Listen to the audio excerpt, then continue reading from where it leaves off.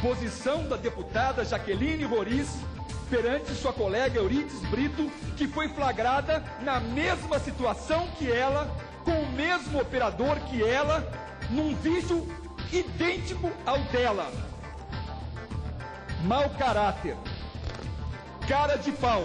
Em 2006, eu era uma cidadã comum. Portanto, não era deputada, não era funcionária pública e nem tinha parentes no primeiro escalão do governo. Portanto, não estava submetida ao Código de Ética do Parlamento.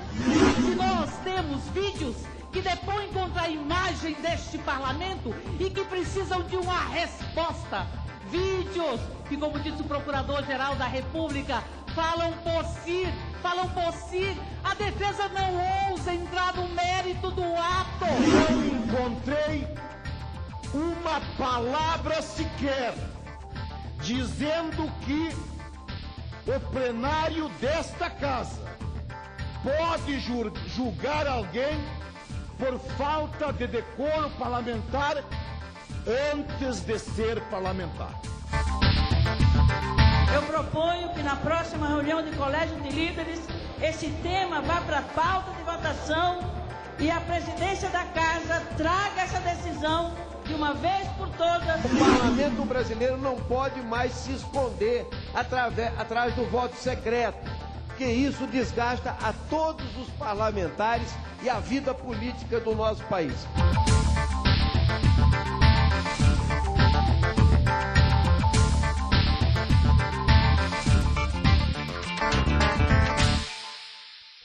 A votação do pedido de cassação do mandato da deputada Jaqueline Roriz por falta de decoro parlamentar mobilizou os deputados. 451 parlamentares estavam presentes. Jaqueline Roriz foi flagrada em 2006, quando era deputada distrital, recebendo dinheiro de Durval Barbosa, operador do esquema de corrupção conhecido como Mensalão do DEM do Distrito Federal. Antes do início da votação, o deputado Mírio Teixeira queria que o plenário tomasse uma decisão preliminar. Eu li nos jornais que a defesa, e é um direito da defesa, sustentará que pode ser um risco, as palavras podem não ter sido essas, para a Câmara dos Deputados definir que cabe responsabilização por ato praticado antes do mandato.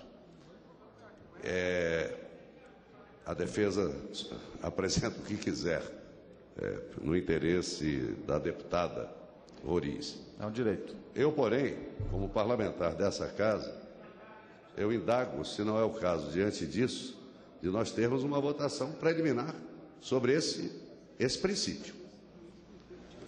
Porque eu não concordo com essa ideia. E esta casa sofrerá um dano enorme se ficar entendido que, numa eventual absolvição, está implícita a disposição de não se considerar o afastamento de parlamentar por ato praticado antes do mandato. Porque eu penso que colide com todas as regras aplicáveis no direito posto, já que um funcionário público que faz um concurso não pode depois assumir, no caso de aprovação, se tiver praticado algum delito. Esta matéria foi exaustivamente discutida e debatida no Conselho de Ética.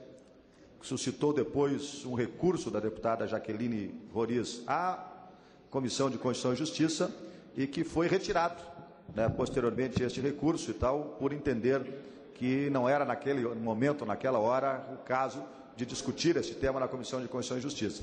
Que não era naquela hora. E bom, quando é?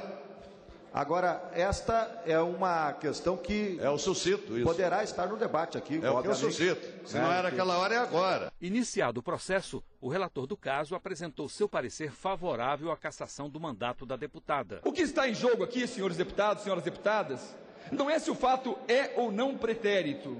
A conduta da deputada Jaqueline Roriz se deu em 2006. Só que ela foi eleita deputada distrital sem que ninguém soubesse daquele vídeo no qual ela recebia aquela quantia proveniente de um esquema de corrupção do Distrito Federal. Ela foi eleita deputada federal em 2010 sem que ninguém soubesse daquele fato que ela foi filmada, flagrada, recebendo aquela quantia que não é caixa 2. Quando foi ser julgada a deputada Euridice Brito, A deputada Jaqueline Roriz assim pronunciou-se com relação à sua colega, fazendo o seguinte preâmbulo. Disse a deputada Jaqueline Roriz: é muito complicado para todos nós. É difícil até de explicar perante os nossos eleitores tudo o que está acontecendo. E parlamentares aqui agindo como se tudo estivesse dentro da normalidade. Graças a Deus, chegou este momento de apreciarmos a CPI. É muito grave tudo isso, disse a deputada Jaqueline Roriz. Como disse a deputada Érica Cocai, continuou a deputada Jaqueline Roriz, a cidade sangra. Nós temos sim que apurar. Se esta casa não agir, a cidade não tem como agir. Posição da deputada Jaqueline Roriz perante sua colega Euridice Brito, que foi flagrada na mesma situação que ela, com o mesmo operador que ela, num vídeo idêntico ao dela. Mau caráter, cara de pau. Esse foi o posicionamento da deputada Jaqueline Roriz perante sua colega. E depois soube eu por ela mesmo que ela teria dito isso porque a deputada Euridice Brito falou que pegou aquele dinheiro para dar ao pai dela, Jaqueline Roriz. Senhores, me perdoem a afirmação que vou fazer agora. Me desculpe a deputada Jaqueline Roriz. Quanta disfarçatez! Chamar de cara de pau, de mau caráter, pedir a CPI, dizer que a cidade sangra por alguém que cometeu uma conduta idêntica dela, valendo-se única e exclusivamente do privilégio de que as suas imagens não tinham vindo à luz ainda. Vieram neste ano, e neste ano ela quer dividir esse desgaste com esta casa. Se eu usasse a fala da deputada para julgá-la na Câmara Distrital, ela estava caçada como Euridice Brito na Câmara Distrital, que foi caçada com esta fala dela. O advogado de defesa da deputada Jaqueline Roriz, José Eduardo Alckmin, argumentou que fatos ocorridos antes do mandato não podem ser causa de cassação de parlamentar por falta de decoro. Diz o eminente jurista José Eduardo Cardoso: ora, quem não é parlamentar não pode incorrer na falta de decoro parlamentar. Embora o dever de probidade, de moralidade, seja um dever a que estão submetidos todos os agentes públicos em geral, aos ditames da ética parlamentar, apenas os parlamentares estão submetidos.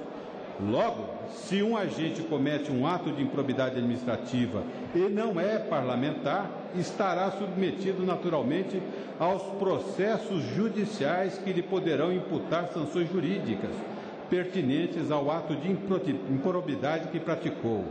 Mas se é parlamentar e comete um ato de improbidade, além de submetido aos processos judiciais que poderão lhe imputar sanções jurídicas, estará submetido ao processo ético disciplinar que poderá determinar a sanção política de cassação do seu mandato. Pretender que alguém que não era parlamentar, quando da prática de um ato, após tornar-se parlamentar, possa ser punido por este mesmo ato, a título de desrespeito às normas éticas de uma especial categoria de agentes públicos a que não pertencia, seria admitir-se uma estranha forma de retroatividade punitiva.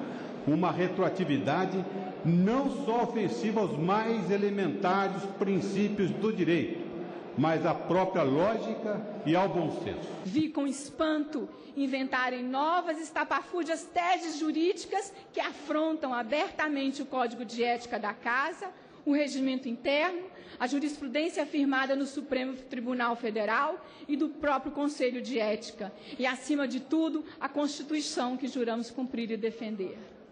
Em 2006, eu era uma cidadã comum, portanto, não era deputada, não era funcionária pública e nem tinha parentes no primeiro escalão do governo.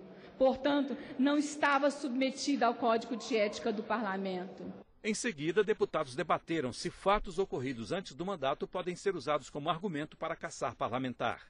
A discussão começou com o PSOL, autor da representação contra a deputada.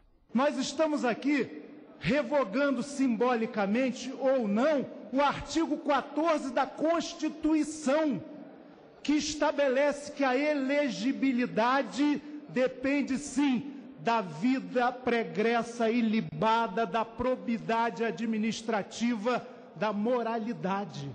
É disso que se trata. A defesa não defende o indefensável. Daqui a pouco, as televisões do Brasil, com seu grande poder de inserção na população, vão exibir cenas de corrupção explícita. E a defesa vem e diz que isso não é questão. Não vamos entrar no mérito, apenas no período em que isso aconteceu. Ora, a conduta pública vale permanentemente. É evidente que um outro argumento da defesa é intimidatório. Cuidado, a deputada em questão pode ser qualquer deputado amanhã. Ora, todos aqui sabemos, numa grande avassaladora maioria, que esse tipo de episódio não vai acontecer e nem aconteceu com nenhum dos que está aqui. E devemos, com o nosso voto, sim, ao profundo, atento e digno relatório de Carlos Sampaio, aprovado por 11 votos contra 3 no Conselho de Ética desta Casa, nós vamos dizer que não temos medo. Vítimas, com relação a esta postura, é o povo dessa cidade que é vítima. Vítimas são aqueles que precisam de tratamento de saúde e que o dinheiro que deveria ir para a saúde vai para o bolso, a mochila ou as meias de alguém. Essas são as vítimas. O constrangimento a que se refere a deputada, ela não pensou nesse constrangimento ao adotar uma política persecutória com relação aos seus colegas que agiram da mesma forma que ela agiu. Da mesma forma, eu me pergunto, senhor presidente, se nós estamos discutindo aqui o decoro de uma parlamentar ou o decoro deste parlamento, se nós temos vídeos que depõem contra a imagem deste parlamento e que precisam de uma resposta. Vídeos que, como disse o Procurador-Geral da República, falam por si. A defesa não ousa entrar no mérito do ato. Li atentamente o relatório do Dr. Carlos Sampaio de Vossa Excelência, mas eu li atentamente o que diz a legislação, o que diz a Constituição, o que diz a jurisprudência, o que diz o Conselho de Ética, o regimento interno. E confesso aos senhores que não encontrei uma palavra sequer dizendo que o plenário desta casa pode julgar alguém por falta de decoro parlamentar antes de ser parlamentar. Essa decisão, eu tenho certeza que vai fazer jurisprudência. Nós, que somos uma casa legislativa, nós somos autores das leis. Se não tem lei para nós julgarmos uma colega, não é nós que vamos inventar a lei no dia de hoje. Não é a Casa Legislativa que vai fazer a lei.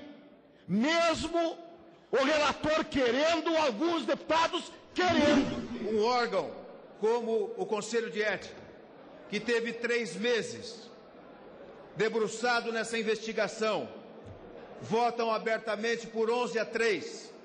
E agora nós, no plenário, sob o manto do voto secreto, vamos absolver a acusada? Depois de todas as provas, depois das informações, dos detalhes, da convicção apresentada pelo relator, qual é a mensagem que passamos à sociedade? É aquela de que quando votamos às escondidas, tudo é possível nesse parlamento. Não quero essa imagem para mim. E tenho certeza que os colegas dessa casa não querem para si próprios essa imagem de que, acobertados no voto secreto, possam fazer qualquer coisa. Por que o Conselho de Ética vota abertamente depois de se debruçar tanto tempo nessa investigação? E nós temos que votar secretamente. Nós temos que repensar esse caso.